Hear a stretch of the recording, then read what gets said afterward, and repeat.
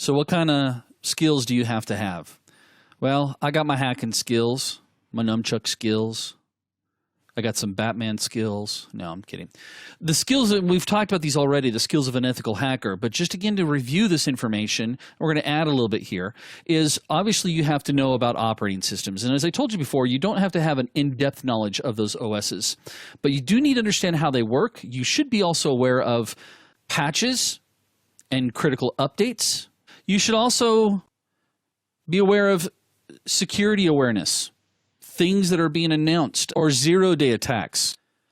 You should also be a computer professional. You should be very, very comfortable around computers. You never want to walk up and go, wow, that's kind of cool looking. What's that called? That's a mouse. You also need to be a network guru. You should understand TCP/IP. You should understand how it operates. IP addresses, subnet masks, default gateways, the ANDing process, ARP, all those different TCP/IP protocols, as well as the services that run on top, you should be extremely familiar with. Management skills.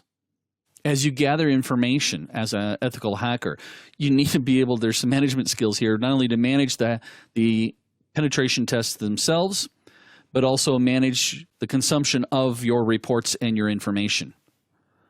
Patience. So I told you guys before, the attacker has one thing that most people don't have, and that is time.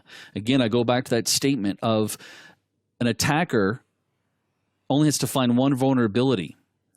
An ethical hacker has to find them all and make sure he's protected from all of those. So you have to have patience.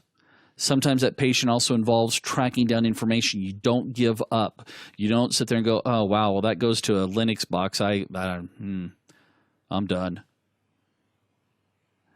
Okay, software knowledge. Not just, hey, I know about QuickBooks, and there's this thing called Word.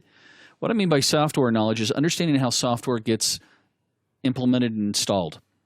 Understand registry entries on a Windows machine. Make sure you understand files, executables. You should also be very much aware of software that's out there that is used for both good and evil. My pinky was to the side of my mouth on that one. So it's evil. So we've talked and we'll be showing you throughout the entire series different tools that are designed for good purposes, but they can be used to show the attacker different issues or different vulnerabilities on your network. So one of the things I always try to get across is that one of your most important tools that you can ever use inside of a network is understanding software and what's installed. You should have software inventories in place so that you can go up and say, whoa, how did Cain and Abel get installed on Billy Bob's machine and why is it there? Or why is nmap.exe on Sally's machine? You should also use a lot of Sherlock Holmes is what I refer to it as. Sherlock Holmes, meaning sometimes we go through and we think we understand the issue and we go to fix it and it doesn't fix the issue. And we go, well, what the crud could it be then? Well, if you guys remember the famous line from Sherlock Holmes, and that is, once you eliminate the impossible, whatever remains, no matter how improbable, must be the truth. And that has helped me out many, many situations. I should have that tattooed on my ankle.